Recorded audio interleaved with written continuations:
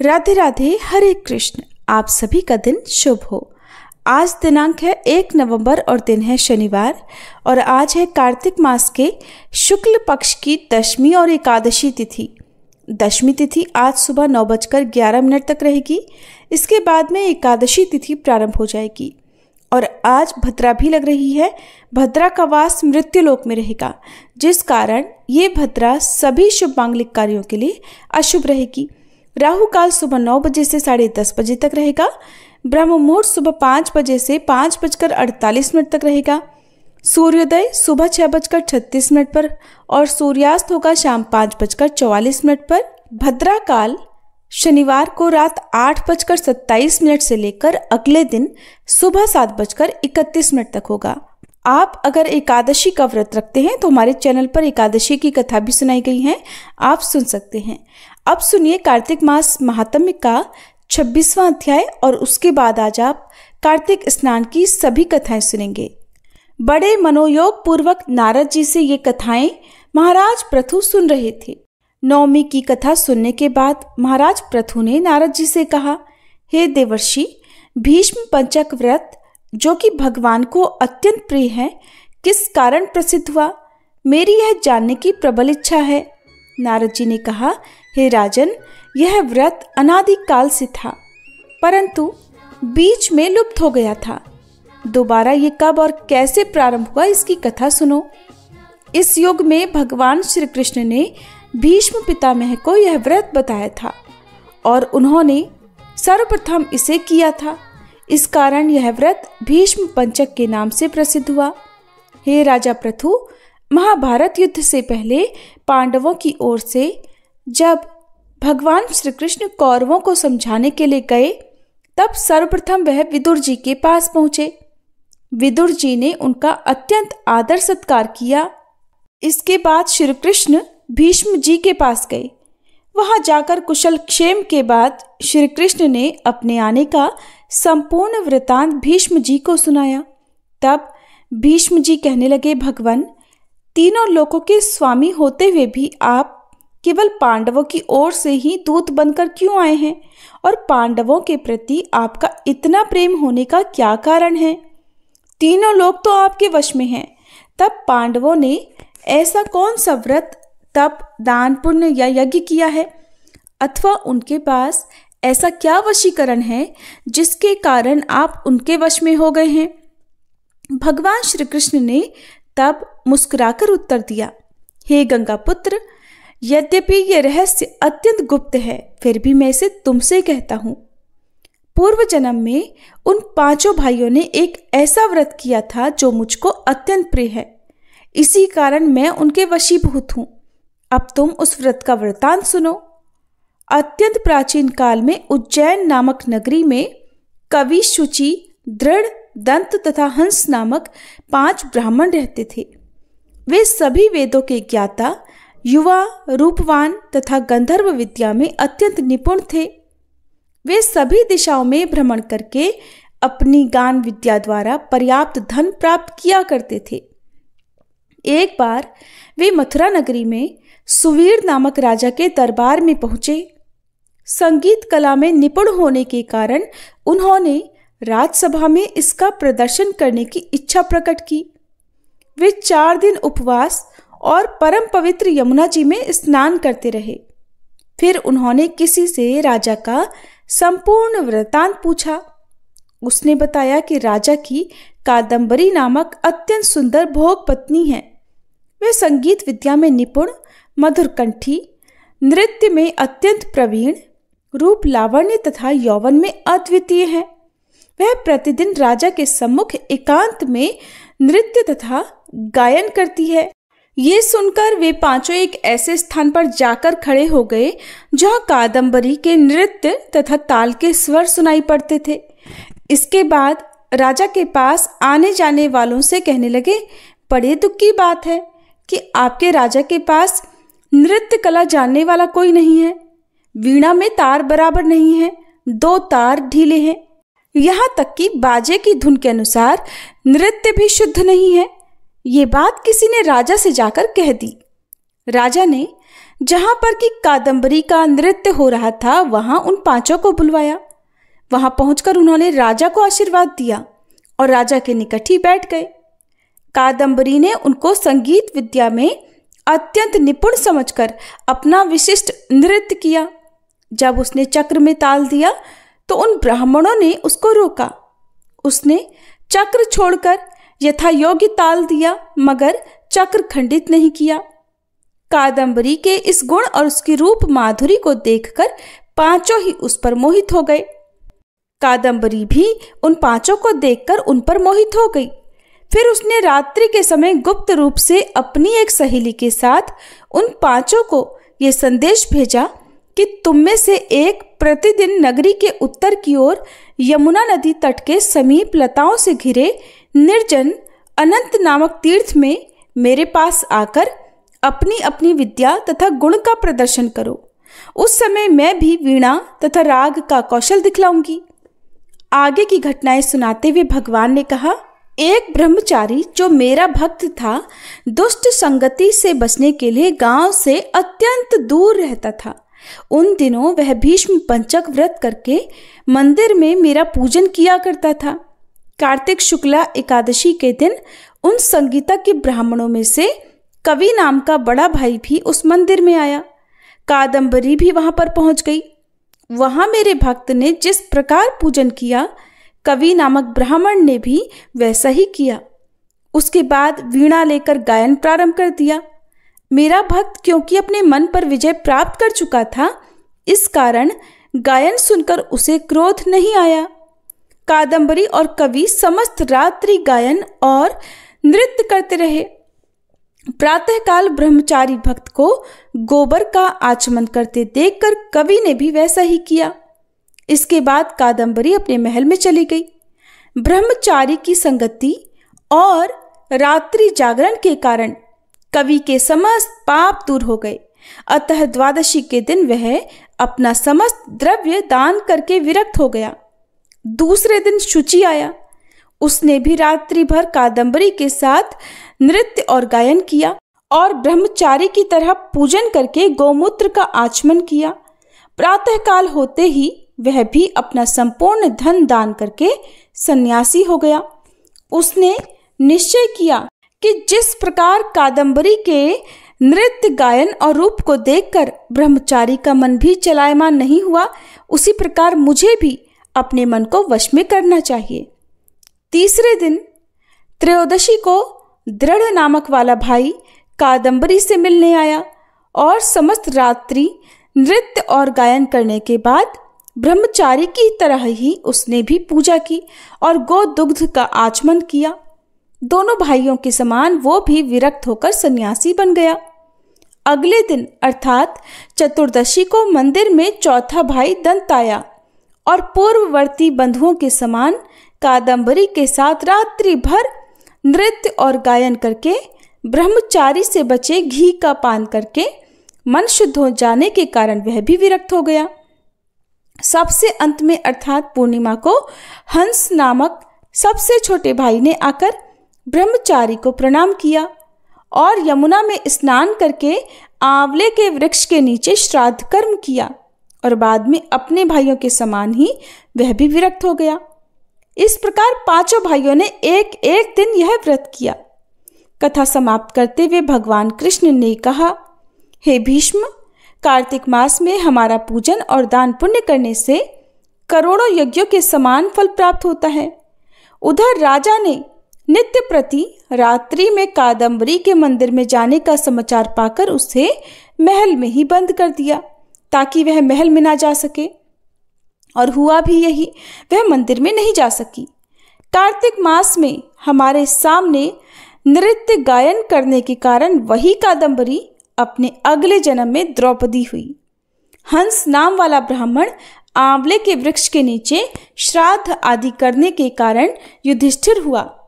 एकादशी के जागरण के कारण कवि अर्जुन, शुचि सहदेव, दंत नकुल और दृढ़ नाम वाला ब्राह्मण पराक्रमी भीम हुआ। हे भीष्म जी, वस्तुतः पूर्व जन्मों में पांडवों द्वारा किए गए इस व्रत के कारण ही मैं उनके वशीभूत हूँ। तब भीष्म पितामह के पूछने पर श्री कृष्ण भगवान ने उन्हें तुलसी की महिमा का इस प्रकार वृतांत सुनाया, जिसे आज आप सभी बहुत ही सावधान पूर्वक और श्रद्धा के साथ सुनिएगा, क्योंकि आज और कल एकादशी के इस पावन अवसर पर तुलसी महिमा का ये वृतांत आपके लिए उतना ही आवश्यक है जितना कि अमर हो जाने के लिए देवताओं के लिए अमृत था। कार्तिक मास में जो भक्त नित्य स्नान करके पवित्र होकर कोमल तुलसी दल से भगवान विष्णु की पूजा करते हैं, वह निश्चय ही मोक्ष पाते हैं। पूर्व समय में भक्त विष्णुदास भक्ति पूर्वक तुलसी पूजन से शीघ्र ही भगवान के धाम को चला गया और राजा चोल उसकी तुलना में गौण हो गए। तुलसी से भगवान की पूजा पाप का नाश और पुण्य की वृद्धि करने वाली है। अपनी लगाई हुई तुलसी जितना ही अपनी जड़ को फैलाती है, उतने ही सहस्त्र युगों तक मनुष्य ब्रह्मलोक में प्रतिष्ठित रहता है। यदि कोई तुलसी मिले जल में स्नान करता है तो वह पाप मुक्त होकर धन्य हो जाता है। जिसके घर में तुलसी का पौधा विद्यमान है, उसका घर तीर्थ के समान है। वहां यमराज के दूत नहीं जाते। जो मनुष्य तुलसी काष्ठ संयुक्त गंध धारण करता है, कोई भी पाप उसके शरीर को स्पर्श नहीं कर पाते। जहां तुलसी वन की छाया हो, वहीं पर पितरों की तृप्ति के लिए श्राद्ध करना चाहिए। जिसके कान में, मुख में और मस्तक पर तुलसी के पत्ते की छाया दिखाई देती है, तो उस पर प्रेत की छाया कभी नहीं पड़ सकती। आदिकाल में हरिमेधा और सुमेधा नामक दो ब्राह्मण थे। वह जाते जाते किसी दुर्गम वन में परिश्रम से व्याकुल हो गए। वहां उन्होंने एक स्थान पर तुलसी दल देखा। सुमेधा ने तुलसी का महान वन देखकर उसकी परिक्रमा की और भक्ति पूर्वक प्रणाम किया। ये देखकर हरिमेधा ने पूछा कि तुमने अन्य सभी देवताओं और तीर्थ व्रतों के रहते तुलसी वन को ही प्रणाम क्यों किया? तब समेधा ने बताया कि प्राचीन काल में जब दुर्वासा के श्राप से इंद्र का ऐश्वर्य छिन गया था, तब देवताओं और असुरों ने मिलकर समुद्र मंथन किया, तो धन्वंतरी रूप भगवान श्री हरि और अन्य दिव्य औषधियां प्रकट हुई। उन दिव्य औषधियों में मंडलाकार तुलसी उत्पन्न हुई, जिसे ब्रह्मादि देवताओं ने श्री हरि को समर्पित किया और भगवान ने उसे ग्रहण कर लिया। भगवान नारायण संसार के रक्षक और तुलसी उनकी प्रियतमा हैं, इसीलिए मैंने उन्हें प्रणाम किया है। सुमेधा इस प्रकार कह ही रहे थे कि सूर्य के समान अत्यंत तेजस्वी विशाल विमान उनके निकट उतरा। उन दोनों के समक्ष ही वहां एक बरगद का वृक्ष गिर पड़ा और उसमें से दो दिव्य पुरुष प्रकट हुए। उन दोनों ने हरिमेधा और सुमेधा को प्रणाम किया। तब दोनों ब्राह्मणों ने उनसे पूछा कि आप कौन हैं? तब उनमें से जो बड़ा था वह बोला, मेरा नाम आस्तिक है। एक दिन मैं नंदन वन में क्रीड़ा करने गया था, तो देवांगनाओं ने मेरे साथ इच्छानुसार विहार किया। उस समय उन युवतियों के हार के मोती टूटकर तपस्या करते हुए लोमश ऋषि पर गिर पड़े। ये देखकर मुनि को बड़ा क्रोध आया। उन्होंने सोचा कि स्त्रियां तो परतंत्र होती हैं, अतः ये उनका अपराध नहीं, दुराचारी आस्तिक ही शाप के योग्य है। ऐसा सोचकर उन्होंने मुझे शापित कर दिया कि अरे तू ब्रह्म राक्षस होकर बरगद के पेड़ पर निवास कर। जब मैंने विनती से उन्हें प्रसन्न किया तो उन्होंने शाप से मुक्ति की विधि सुनिश्चित कर दी कि जब तू किसी ब्राह्मण के मुख से तुलसी दल की महिमा सुनेगा तो तत्काल तुझे उत्तम मोक्ष प्राप्त होगा। इस प्रकार मुक्ति का शाप पाकर मैं चिरकाल से इस वट वृक्ष पर निवास करता था। आज दैववश आपके दर्शन से मेरा छुटकारा हुआ है। इसके बाद वे दोनों श्रेष्ठ ब्राह्मण परस्पर पुण्यमयी तुलसी जी की प्रशंसा करते हुए तीर्थ यात्रा को चल दिए। इसलिए भगवान विष्णु को प्रसन्नता देने के लिए कार्तिक मास में तुलसी की पूजा अवश्य करनी चाहिए। द्वापर युग का प्रारंभ कार्तिक शुक्ला नवमी को हुआ था, अतः कार्तिक शुक्ला नवमी से एकादशी तक मानव विधि विधान से तुलसी विवाह का उत्सव करे तो उसे सर्वश्रेष्ठ दान यानी कन्यादान का फल मिलता है। पूर्व समय में कनक की पुत्री किशोरी ने एकादशी के दिन संध्या के समय तुलसी की वैवाहिक विधि संपन्न की थी, इससे वह वैधव्य दोष से मुक्त हो गई थी। अपनी भक्ति और सामर्थ्य के अनुसार 1, आधा, चौथाई या 9 मिश्रित धातुओं से श्री विष्णु और तुलसी जी की प्रतिमाएं बनवाएं। फिर तुलसी और भगवान विष्णु की प्रतिमा में प्राण प्रतिष्ठा करके स्तुति आदि के द्वारा भगवान को निद्रा से जगाएं। फिर पुरुष सूक्त से वह षोडशोपचार से पूजा करें। पहले देशकाल स्मरण करके श्री गणेश जी का पूजन करें। फिर पुण्याह वाचन करके वेद मंत्रों का उच्चारण करते हुए शंख और घंटी बजाते हुए भगवान विष्णु की प्रतिमा को तुलसी जी के निकट लाकर रख दें। प्रतिमा को सुंदर वस्त्रों और अलंकारों से सजाए रहें। उसी समय भगवान का आह्वान इस मंत्र से करें, आगच्छ भगवत देव अर्चेध्यामि केशव तुभ्यम दास्यामि तुलसीम सर्व काम प्रदो भवा। अर्थात हे भगवान केशव, आइए, हे देव, मैं आपकी पूजा करूंगा, आपकी सेवा में तुलसी को समर्पित करूंगा, आप मेरे सभी मनोरथों को पूर्ण करें। इस प्रकार आह्वान के बाद 3 बार अर्घ्य और पाद्य का उच्चारण करके इन्हें भी भगवान को समर्पित कर दें। इसके बाद कांसे के पात्र में दही, घी और मधु यानी शहद रखकर उसे कांसे के ढक्कन से ढककर भगवान को अर्पण करते हुए इस प्रकार कहें, हे वासुदेव, आपको नमस्कार है, ये मधुपर्क ग्रहण कीजिए। तब दोनों को एक दूसरे के समक्ष रखकर मंगल पाठ करें। इस प्रकार गोधूली बेला में जब भगवान सूर्य कुछ कुछ दिखाई देते हैं तब कन्यादान का संकल्प करें और भगवान से ये प्रार्थना करें, आदि, मध्य और अंत से रहित त्रिभुवन प्रतिपालक परमेश्वर, इस तुलसी को आप विवाह की विधि से ग्रहण करें। यह पार्वती जी के बीज से प्रकट हुई हैं, वृंदावन की भस्म में स्थित रही हैं तथा आदि, मध्य और अंत में शून्य है। आपको तुलसी अत्यंत प्रिय हैं, अतः मैं इन्हें आपकी सेवा में अर्पित करता हूँ।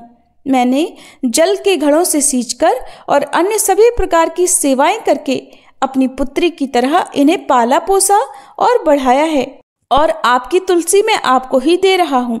हे प्रभु, कृपा करके इसे ग्रहण करें। भगवान विष्णु को तुलसी का दान करके फिर तुलसी और श्री विष्णु की पूजा करें। अगले दिन प्रातः काल में पुनः पूजा करें। अग्नि की स्थापना करके उसमें द्वादशाक्षर मंत्र अर्थात ओम नमो भगवते वासुदेवाय से खीर, घी, मधु और तिल मिश्रित द्रव्य की 108 आहुति दें।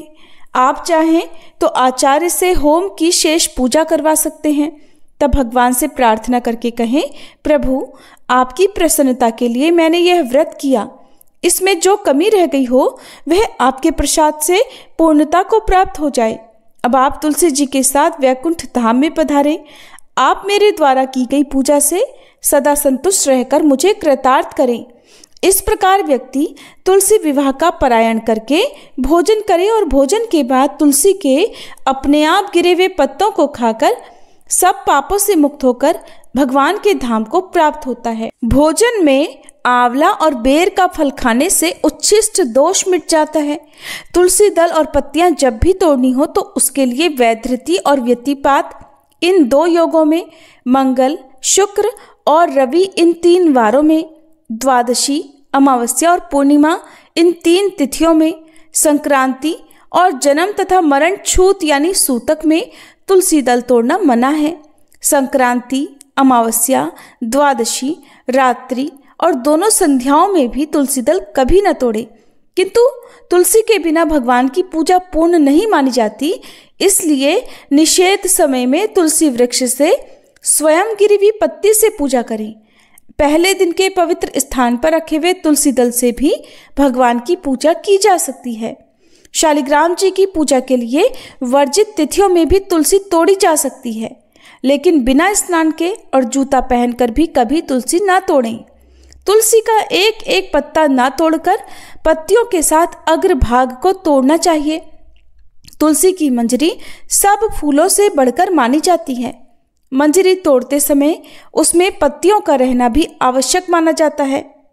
निम्नलिखित मंत्र पढ़कर पूज्य भाव से पौधे को हिलाए बिना तुलसी के अग्रभाग को तोड़ें। इससे पूजा का फल लाख गुना बढ़ जाता है। तुलसी दल तोड़ने का मंत्र है, तुलसीस्यमृत जन्मासि सदा त्वं केशव प्रिया, चिनेमि केशवस्यार्थे वरदा भव शोभने, त्वदंग संभवे पत्रे पूजयामि यथा हरिम, तथा कुरु पवित्रांगी कलोमल विनाशिनी। प्रिय श्रोताओं, इस प्रकार आज तुलसी जी की महिमा और महात्म्य सहित कार्तिक मास का 26वां अध्याय पूर्ण हुआ। अब आपको सुनाते हैं कार्तिक स्नान की कहानियां। अब सुनिए कार्तिक मास की नगर बसेरे की जाट और भाट की कहानी। किसी गांव में एक भाट और एक जाट रहता था। दोनों आपस में घनिष्ठ मित्र थे। एक बार जाट अपनी बहन के घर जाने को तैयार हुआ तो भाट भी अपनी ससुराल जाने को तैयार हुआ। दोनों मित्र साथ साथ चल पड़े तो रास्ते में रुककर दोनों एक कुएं की मुंडेर पर बैठ गए। जाट ने भाट से कहा, चलो नगर बसेरा कर लेते हैं। इस पर भाट कहने लगा, तू ही नगर बसेरा कर ले, मैं तो अपनी ससुराल जा रहा हूँ, वहां पर तो मेरी खूब खातिर होगी, तू कर ले नगर बसेरा। तब जाट वहीं कुएं के पास बैठकर पानी की घंटी और चावल का दाना लेकर नगर बसेरा करने लगा। नगर बसेरा करने के साथ जाट कहने लगा, नगर बसेरा जो करे सोमल धोए पाँव, ताता माड़ा ताप सी देगी मेरी माँ, माँ देगी मावसी देगी द्वारका का वास, मीठा मीठा गास वृंदावन का वास, 5 कुल्ठी छठी रास, मेरा जिबड़ो श्री कृष्ण के पास, डालूं पानी हो जाएगी झट से निकल जाए मेरा जी। ये सब कर करा के वह जाट अपनी बहन के घर चल पड़ा। जाट की बहन ने भाई के घर आने पर उसकी खूब खातिरदारी की, घी बूरा के साथ भाई को जिमाया। फिर दोनों भाई बहन ने बैठकर ढेर सारी बातें की। इधर भाट जब अपनी ससुराल पहुंचा तो उसने वहां क्या देखा कि वहां तो आग लगी हुई थी, तो वह आग बुझाने में लग गया, जिससे उसके हाथ मुंह काले हो गए और वह खुद भी थोड़ा सा झुलस गया।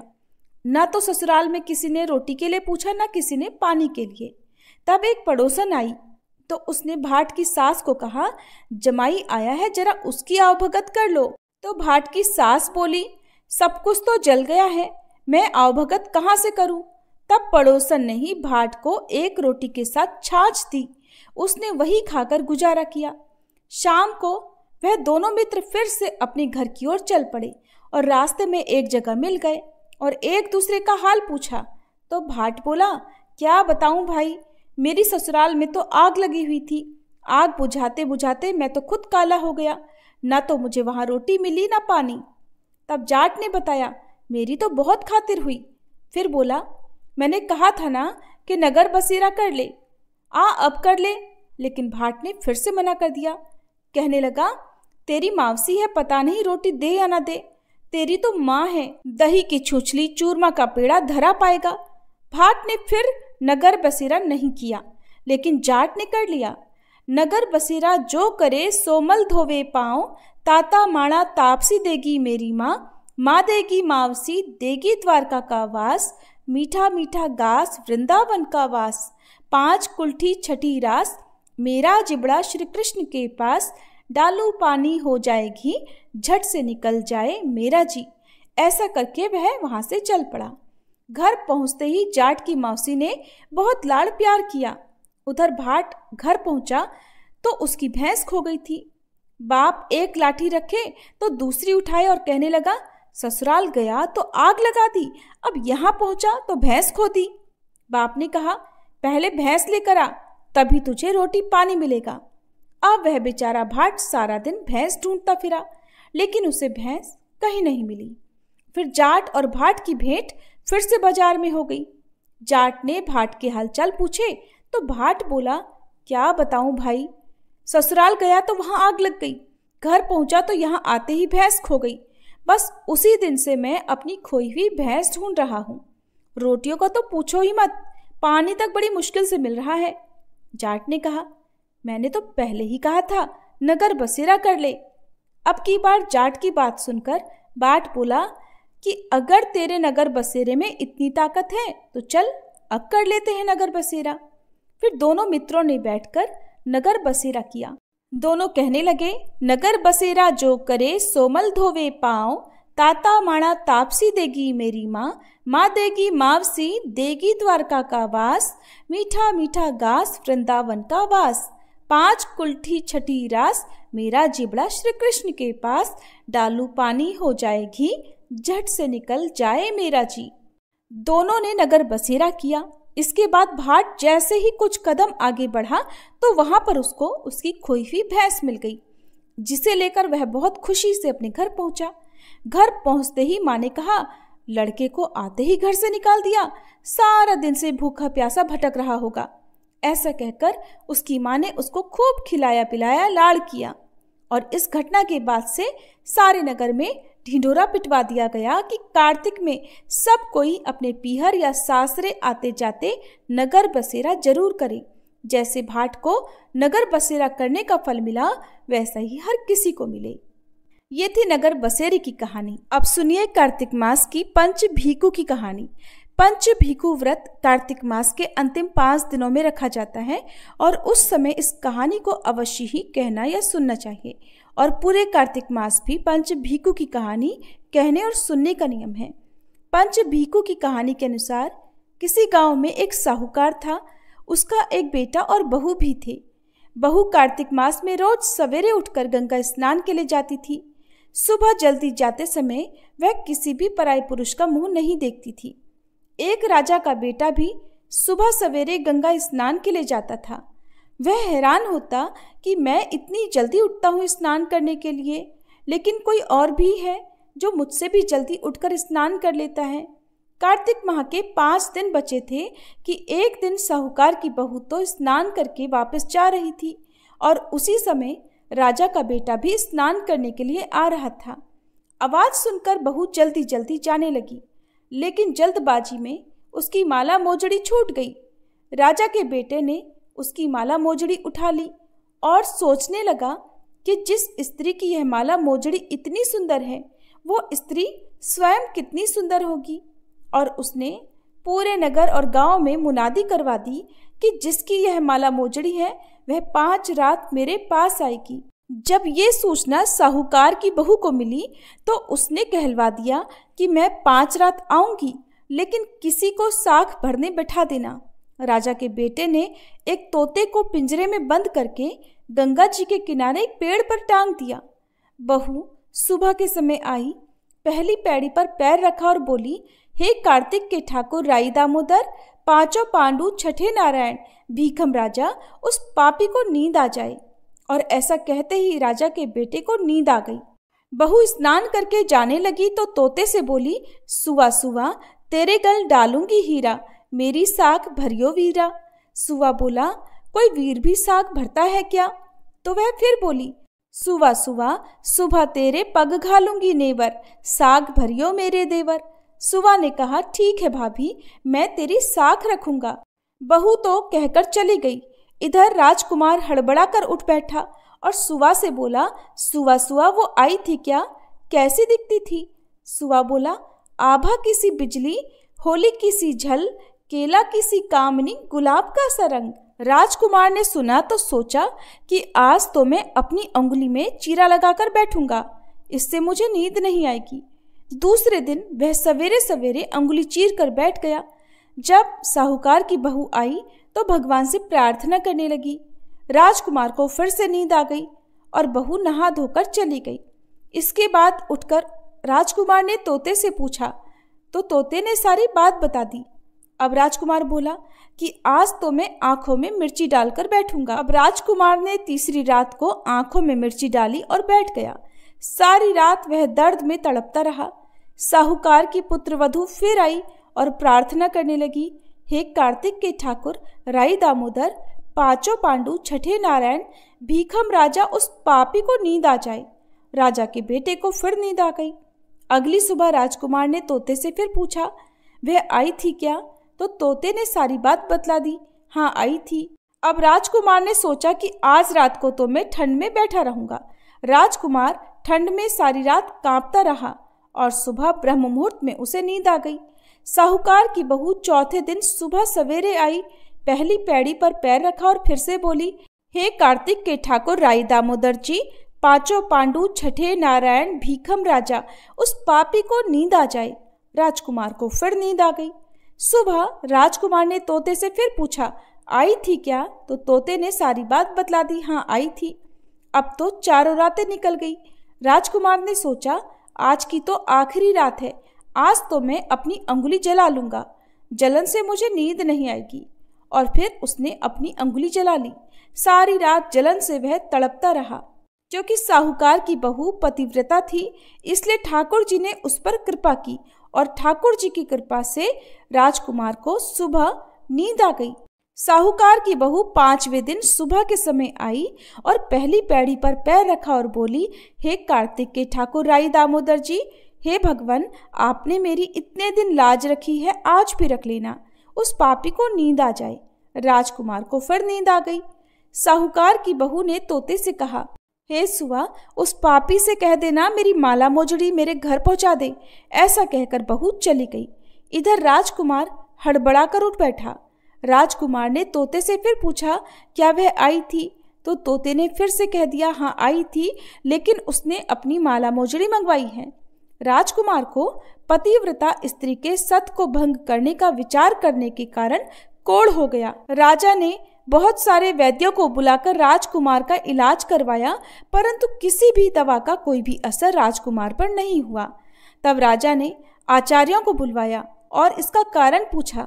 तब आचार्यों ने बतलाया कि राजकुमार को एक पतिव्रता स्त्री का सत भंग करने का प्रयास करने के कारण कोढ़ हुआ है और उसी के पाप स्वरूप इसका अंग अंग चल रहा है।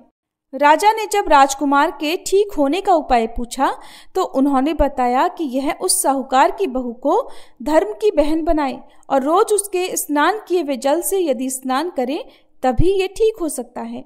राजा साहूकार की बहू की माला मोजड़ी लेकर साहूकार के घर गया और हाथ जोड़कर बोला कि साहूकार, ये माला मोजड़ी आपकी बहू की है, आप इसे रख लें और आपकी बहू के नहाए हुए जल से मेरे बेटे को नहला दें। साहूकार बोला कि मेरी बहू तो किसी पराये पुरुष का मुंह तक नहीं देखती, आप इसे इस नाली पर बिठा दीजिए। उधर ऊपर जब मेरी बहू स्नान करेगी तब नीचे इस नाली के पानी से आपका पुत्र भी स्नान कर लेगा। राजकुमार ने ऐसा ही किया और कुछ समय बाद उसका शरीर चंदन सा हो गया। हे पंच भिखु देवता, जैसे आपने साहूकार की पुत्र वधू का सत रखा वैसे ही सभी का रखना। सभी प्रेम से बोलिए पंच भिखु की जय। अब सुनिए कार्तिक मास की सीता नित्यनेम की कहानी। इस कहानी को सीता माता कहती थी और प्रभु श्री राम सुना करते थे। एक दिन श्री राम भगवान को किसी काम के लिए बाहर जाना पड़ा तो सीता माता कहने लगी कि भगवान, मेरा तो 12 वर्ष का नित्यनेम है, अब आप बाहर जाएंगे तो मैं अपनी कहानी किसे सुनाऊंगी। तब श्री राम ने कहा कि सीते, आप कुएं की पाल पर जाकर बैठ जाना और वहां पर जो भी औरतें पानी भरने आएंगी उन्हें अपनी कहानी सुना दिया करना। सीता माता कुएं की पाल पर जाकर बैठ गई। तभी एक स्त्री आई। उसने रेशम की जरी की साड़ी पहन रखी थी और सोने का घड़ा ले रखा था। सीता माता उसे देखकर कहने लगी, बहन, मेरा 12 वर्ष का नित्यनेम सुन लो। पर वह स्त्री बोली कि मैं तुम्हारा नित्यनेम सुनूंगी तो मुझे तो घर जाने में देर हो जाएगी और मेरी सास मुझसे झगड़ा करेगी। इसलिए उसने कहानी नहीं सुनी और अपने घर चली गई। लेकिन उसके घर जाते ही उसकी रेशम जरी की साड़ी फट गई, सोने का घड़ा मिट्टी के घड़े में बदल गया। सासू ने देखा तो पूछा, अरे बहू, ये किसका दोष अपने सिर लेकर आ गई है? बहू बोली, माँ जी, कुएं पर एक औरत बैठी थी, उसने अपनी कहानी सुनने के लिए कहा, लेकिन मैंने नहीं सुनी, शायद उसी का ये फल मुझे मिला है। बहू की बात सुनकर अगले दिन वही साड़ी और वही घड़ा लेकर सास कुएं की पाल पर गई। सास को वहीं पर सीता माता बैठी मिली तो माता सीता ने कहा, बहन, मेरी कहानी सुन लीजिए। सासू बोली, एक बार छोड़, मैं तो 4 बार कहानी सुन लूंगी।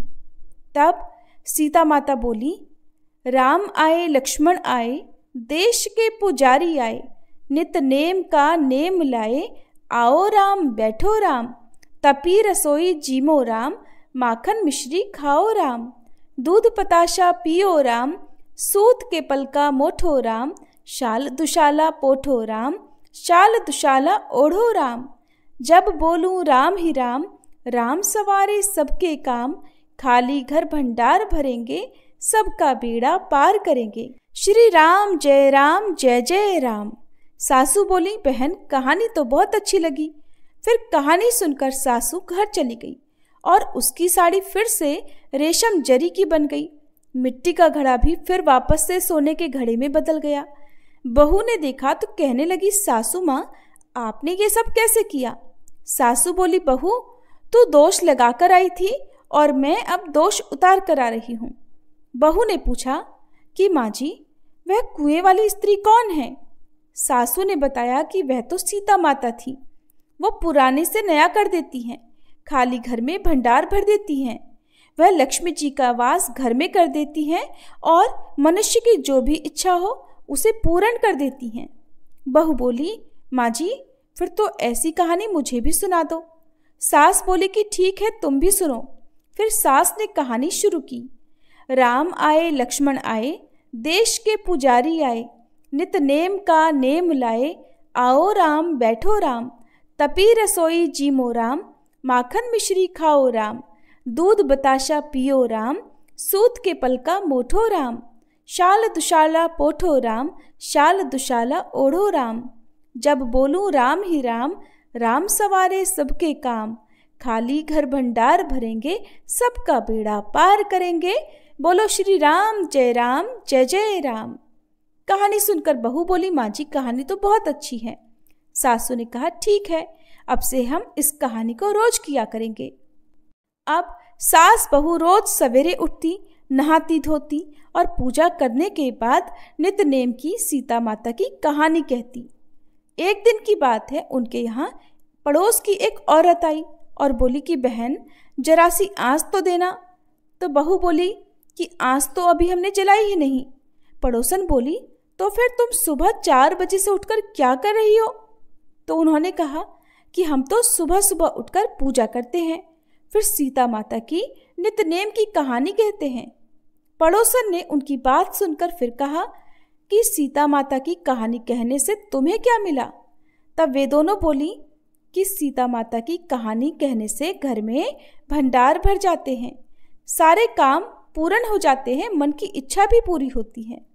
पड़ोसन ने कहा, बहन अगर ऐसा है तब तो फिर मुझे भी कहानी सुना दो। तब बहू बोली कि ठीक है तुम भी ये कहानी सुन लो। राम आए लक्ष्मण आए, देश के पुजारी आए, नित नेम का नेम लाए, आओ राम बैठो राम, तपी रसोई जीमो राम, माखन मिश्री खाओ राम, दूध बताशा पियो राम, सूत के पलका मोठो राम, शाल दुशाला पोठो राम, शाल दुशाला ओढ़ो राम। जब बोलू राम ही राम, राम सवारे सबके काम, खाली घर भंडार भरेंगे, सबका बेड़ा पार करेंगे, श्री राम जय जय राम। पड़ोसन ने इस कहानी को सुना तो कहने लगी, बहन कहानी तो बहुत अच्छी लगी। अब वह पड़ोसन भी नितनेम सीता माता की कहानी कहने लगी।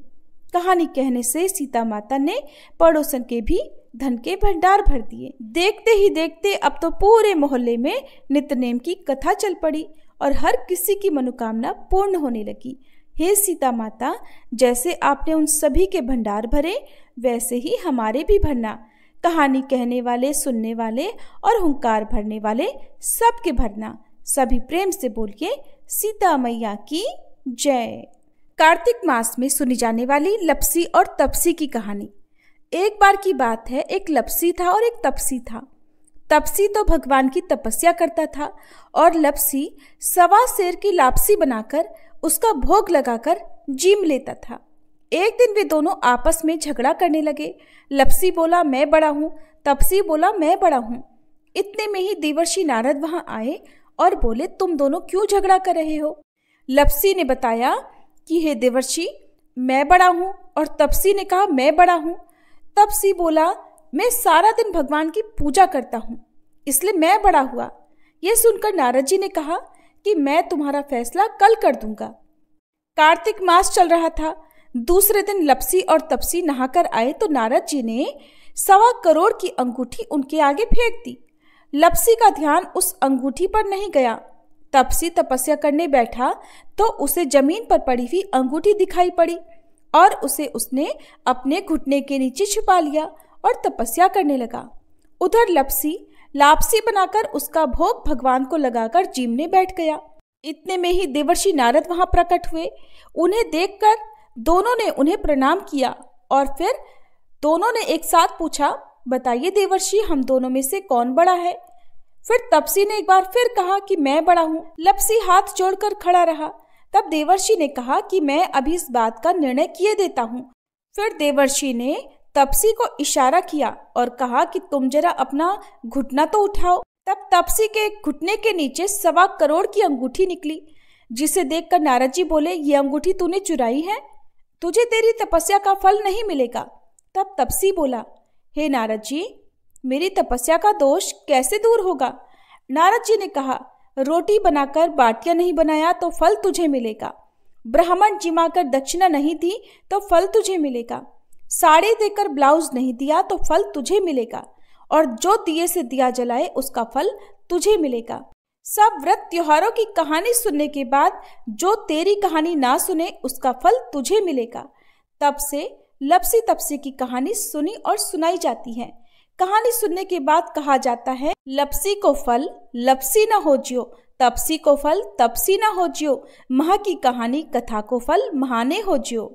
ये थी लपसी और तपसी की कहानी। सभी प्रेम से बोलिए कार्तिक के ठाकुर राई दामोदर जी की जय। अब सुनिए तुलसी स्तोत्र पाठ, चालीसा और आरती। सनातन धर्म में तुलसी को अत्यंत पूजनीय माना जाता है। जिस घर के आंगन में तुलसी होती है वहां कभी कोई कष्ट नहीं आता और माँ तुलसी के नाम के उच्चारण मात्र से ही भगवान विष्णु प्रसन्न हो जाते हैं। तुलसी जी में जल चढ़ाने से घर में सुख समृद्धि आती है तथा हर प्रकार के रोग शोक आदि व्याधि से मुक्ति मिल जाती है। तुलसी जी की पूजा करते समय श्री तुलसी स्तोत्र का पाठ जरूर करना चाहिए। ऐसा करने से माता तुलसी जल्द प्रसन्न होती हैं और माता तुलसी जी की पूजा का भक्तों को 2 गुना फल मिलता है। तो प्रिय श्रोताओ, अब आपको पुंडरीकृत तुलसी स्तोत्र का हिंदी अनुवाद सुना रहे हैं। आप सब भी मन में श्रद्धा रखकर तुलसी स्तोत्र का हिंदी अनुवाद सुनिए। देवी तुलसी माँ को मेरा प्रणाम है, मैं आपको नमन करता हूँ। हे विश्व की पालक, आप श्री हरि की परम प्रिय हैं। हे देवी, आपकी शक्ति के कारण ब्रह्मा से लेकर सभी देवता इस संपूर्ण संसार को बनाए रखने और उसका अंत करने में सक्षम है। इसका अर्थ है कि आपके कारण ही ब्रह्मा जी के साथ अन्य देवतागण सृष्टि के निर्माण, उसके पालन पोषण और विनाश में लगे हुए हैं। देवी तुलसी जी, आपको मेरा प्रणाम है। जो जीवन में कल्याण लाती हैं उन देवी तुलसी को नमस्कार है। जो श्री विष्णु जी की प्रिय हैं और जो शुभ है, मुक्ति प्रदान करने वाली और समृद्धि प्रदान करने वाली देवी तुलसी को नमस्कार है। देवी तुलसी को नमस्कार है। हे देवी, कृपया मुझे सभी प्रकार के दुर्भाग्य और विपत्तियों से बचाए रखना।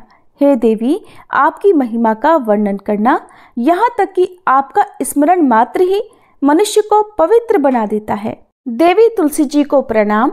मैं देवी तुलसी को पूरी श्रद्धा के साथ प्रणाम करता हूँ, जो देवियों में सबसे प्रमुख है और जिनका तेजोमय रूप है, जिसे देखकर इस नश्वर संसार के सभी पापी अपने पापों से मुक्त हो जाते हैं। देवी तुलसी को मेरा प्रणाम है। इस पूरे विश्व को देवी तुलसी जी ने संरक्षित किया है, जिसमें गतिमान और अचल दोनों प्राणी शामिल हैं। देवी पापी व्यक्ति के सभी पापों को नष्ट कर देती हैं। एक बार जब वे उन्हें देखते हैं और भक्ति के साथ उनके सामने आत्मसमर्पण करते हैं, इसका अर्थ है कि माता तुलसी चर और अचर समेत पूरे जगत की रक्षा करती हैं और अपने दर्शन मात्र से ही पापी मनुष्यों के सभी पापों को नष्ट कर देती हैं, या फिर तुलसी जी के दर्शन मात्र से ही पापियों के पाप नष्ट हो जाते हैं। देवी तुलसी को मेरा प्रणाम है। जो भी श्रद्धा के साथ देवी तुलसी के सामने हाथ जोड़कर प्रणाम करते हैं, वे इस कलयुग के बंधनों को पार कर जाते हैं और सभी प्रकार के सुख और प्रसन्नता को प्राप्त करते हैं, फिर चाहे वह महिला हो, व्यापारी हो या अन्य कोई भी जन। देवी तुलसी को मेरा नमस्कार। देवी तुलसी के समान इस पृथ्वी पर और कोई देवता नहीं है। देवी विश्व को उसी प्रकार शुद्ध करती हैं जैसे वैष्णव भगवान विष्णु जी के संग से शुद्ध होते हैं। देवी तुलसी को मेरा प्रणाम। इस कलयुग में भगवान विष्णु जी के माथे पर तुलसी पत्र चढ़ाना भक्तों के मस्तक पर विष्णु जी के वरदान, कृपा और आशीर्वाद को हमेशा बनाए रखता है। इसका अर्थ है कि जो भी व्यक्ति इस कलयुग में भगवान श्री विष्णु जी के मस्तक पर तुलसी जी को अर्पित करता है, उसके ऊपर हमेशा भगवान विष्णु जी का आशीर्वाद बना रहता है। देवी तुलसी को नमस्कार है। तुलसी जी में हमेशा सभी देवी देवताओं का वास रहता है, इसलिए इस संसार में तुलसी जी की पूजा करना सभी देवी देवताओं की पूजा के समान है। इसका अर्थ है कि तुलसी जी की पूजा से सभी देवों की पूजा संपन्न हो जाती है। देवी तुलसी को मेरा नमस्कार है। आप सब कुछ जानने वाली हैं और भगवान विष्णु जी के प्रिय हैं। अपने भक्तों को आप सभी प्रकार की समृद्धि प्रदान करती हैं। देवी कृपया मुझे सभी प्रकार के पापों से बचाएं। हे देवी तुलसी जी को नमस्कार है। पहले के समय में यह भजन बुद्धिमान पुंडरीक के द्वारा हर रोज भगवान श्री विष्णु जी की पूजा करते हुए उन्हें तुलसी के पत्तों से अलंकृत करते हुए गाया जाता था। देवी तुलसी जी को नमस्कार है, जिनके 16 नाम हैं तुलसी, श्री, महालक्ष्मी, विद्या, अविद्या, यशस्विनी, धर्म का अवतार यानी धर्म्या, धर्मानना, देवी, देवी देव मनः प्रिया यानी देवियों और देवों को प्रिय, लक्ष्मी जी की प्रिय सखी, देवी, स्वर्ग, भूमि यानी पृथ्वी, अचला यानी स्थिर, चला यानी अस्थिर। देवी तुलसी के इन 16 नामों का भक्तगण पाठ करते हैं या महिमा गाते हैं। देवी के 16 नामों का पाठ करने वाले भक्त आसानी से श्री हरि की भक्ति प्राप्त कर लेते हैं और अंत में भगवान विष्णु जी के चरण कमलों में स्थान प्राप्त करते हैं, जिन्हें माँ तुलसी, पृथ्वी, महालक्ष्मी, कमल की स्वामिनी और श्री हरि की प्रिया के नाम से भी जाना जाता है। देवी तुलसी को मेरा नमस्कार है। देवी तुलसी की सखी तुलसी जी शुभ प्रदान करती हैं, पापों को दूर करती हैं और सभी को पवित्र बनाती हैं, पुण्य प्रदान करती हैं। आपको प्रणाम है। देवी तुलसी जिनकी प्रशंसा देवर्षि नारद द्वारा की जाती है और श्री नारायण के प्रिय हैं, उन देवी तुलसी को हम सबका बारंबार प्रणाम है। जय जय तुलसी भगवती सत्यवती सुखदानी, नमो नमो हरि प्रेसी श्री वृंदा गुणखानी, श्री हरि शीश विरजनी देहु अमर वर अम्ब, जनहित है वृंदावनी अब न करहु विलंब। धन्य धन्य श्री तुलसी माता, महिमा अगम सदा श्रुति गाता, हरि के प्राण हूँ से तुम प्यारी, हर ही हेतु कीन्हो तप भारी। जब प्रसन्न है दर्शन दीन हो, तब कर जोरी विनय उस कीन्हो। हे भगवंत कंत मम होहु, दीन जानी जानी छाड़हु छोहु। सुनी लक्ष्मी तुलसी की बानी, दीन हो श्राप कध पर आनी। उस अयोग्य वर मांगन हारी, हो बिटप तुम जड़ तनुधारी। सुनि तुलसी ही श्रव्यो तेहि ठामा, करहु वास तुहु नीचन धामा। दियो वचन हरि तब तत्काला, सुनहु सुमुखि जानी होहु बिहाला। समय पाई ब्योहरो पाति तोरा, पूजहि आस वचन सत मोरा। तब गोकुल मह गोप सुदामा, तासु भई तुलसी तू बामा। कृष्ण रास लीला के माही, राधे शक्यो प्रेम लखि नाहि। दियो श्राप तुलसी तत्काला, नर लोक ही तुम जन्महु बाला। यो गोप वह दानव राजा, शंख चूर्ण नामक शिर ताजा। तुलसी भई दासु की नारी, परम सती गुण रूप अगारी। अस द्वै कल्प बीत जब गयहु, कल्प तृतीय जन्म तब भयहु।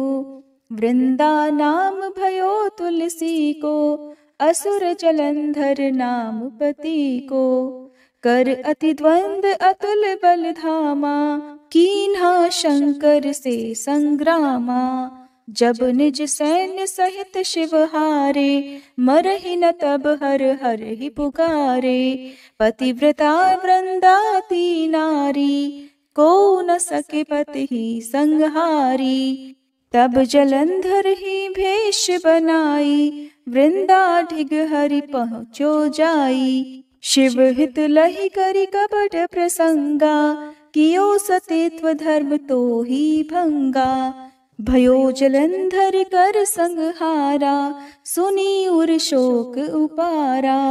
तिह क्षण दियो कपट हरि तारी, लखि वृंदा दुख गिरा उचारी। जलंधर जस हत्यो भीता, सोई रावण तस हरहि सीता। अस प्रस्तर सम हृदय तुम्हारा, धर्म खंडी मम पति संहारा। यही कारण लहि श्राप हमारा, होवे तनु पाषाण तुम्हारा। सुनि हरि तुरत ही वचन उचारे, दियो श्राप बिना विचारे। लख्यो ना निज कर दूत पति को, छलन चाहियो जब पार्वती को। जड़ मति तुह अस हो जड़ रूपा, जग में तुलसी बिटप अनूपा। धग्व रूप हम शाली ग्रामा, नदी गंडकी बीच ललामा। जो तुलसी दल हम ही चढ़ई है, सब सुख भोग परम पद पई है। बिनु तुलसी हरि जलत शरीरा, अतिशय उठत शीश उर पीरा। जो तुलसी दल हरि शिर धारत, सो सहस्त्र घट अमृत डारत। तुलसी हरि मन रंजनिहारी, रोग दोष दुख भंजनिहारी। प्रेम सहित हरि भजन निरंतर, तुलसी राधा में नाही अंतर। व्यंजन हो 56 प्रकारा, बिन तुलसी दल ना हरहि प्यारा। सकल तीर्थ तुलसी तर छाही, लहत मुक्ति जन संशय नाही। कवि सुंदर इक हरि गुण गावत, तुलसी निकट सहस गुण पावत। बसत निकट दुर्वासा धामा, जो प्रयास ते पूर्व ललामा।